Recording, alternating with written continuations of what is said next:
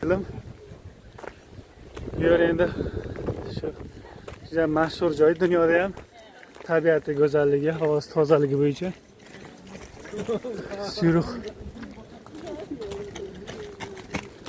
Syurix universiteti, ETH Syurix olimlari o'rganib,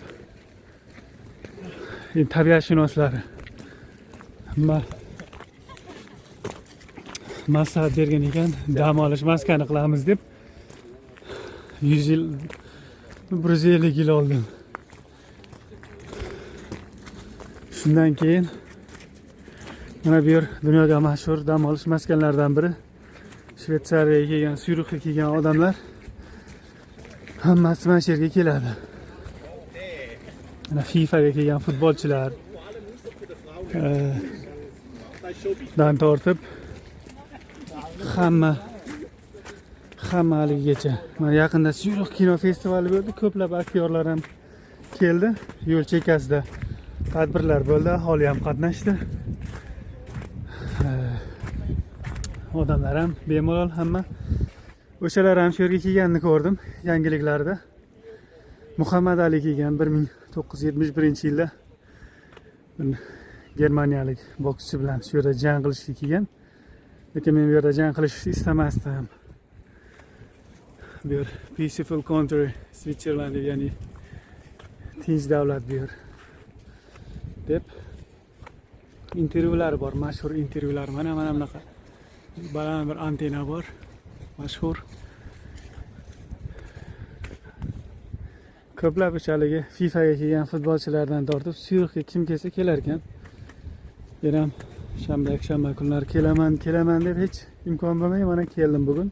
Qor vaqtida yana chiroyli bo'ladi deb. Rostdan ham mana bu Syurix ko'li ko'rinib turgan. Ko'rinayotgan bo'lsa,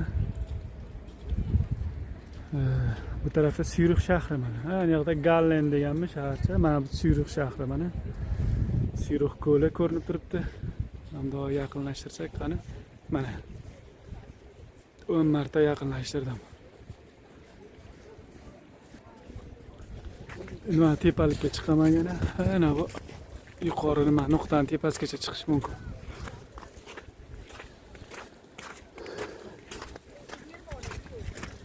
Kechqurun soat 11 gacha odam bo'lar ekan bu yerda.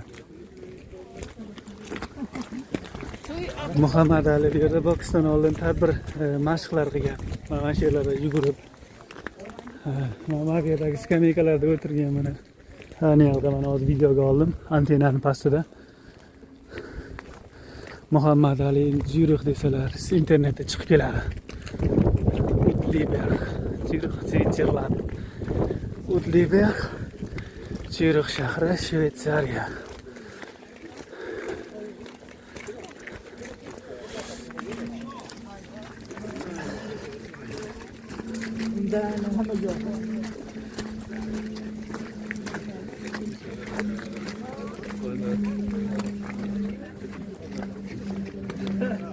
Shaharning umumiy ko'rinishi.